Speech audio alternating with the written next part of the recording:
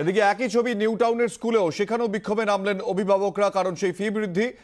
বধিচারিয়া senior secondary স্কুলের অস্বাভাবিক admission ফি নিয়ে দীর্ঘদিন ধরে অসন্তোষ রয়েছে এবং তার জেরেই আজ সকালে এই বিক্ষোভের ছবি ধরা পড়ে। আমরা আমাদের প্রতিনিধি নান্টু হাজরার সঙ্গে যোগাযোগ করেছি। নান্টু, সত্ত্বেও বিভিন্ন টাইমে বসেছি, স্কুল প্রশাসন মিলে স্কুল আমাদের আস্থা দিয়েছিল।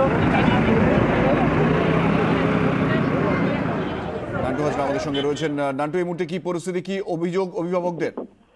দেখো, অভিভাবকদের একটা দীর্ঘদিনের অভিযোগ যে স্কুলে অস্বাভাবিক ভাবে যে অ্যাডমিশন ফি, সেই অ্যাডমিশন ফি বাড়ানো হয়েছে এবং তাই নয় যে মাসিক মাইনে, সেই মাইনেটাও কিন্তু বাড়ানো হয়েছে। এবং এর আগেও এই স্কুলে বিক্ষোভ দেখানো হয়, স্কুলে গেটের সামনে বিক্ষোভ দেখানো হয়, রাস্তা অবরোধ করা হয়।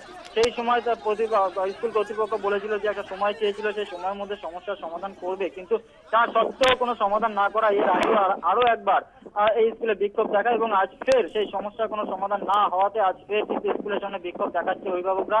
ঘটনাস্থলে নিউটাউন থানা পুলিশ আসলে পুলিশকে ঘিরে বিক্ষোভ দেখানো হয়।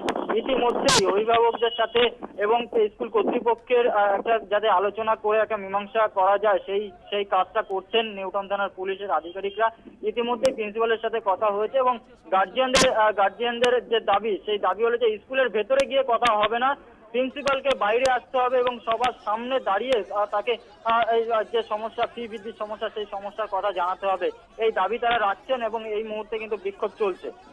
নান্টু, ধন্যবাদ। নান্টু হাজরা আমাদের প্রতিনিধি এই মুহূর্তে টেলিফোনে আমাদের সঙ্গে ছিলেন।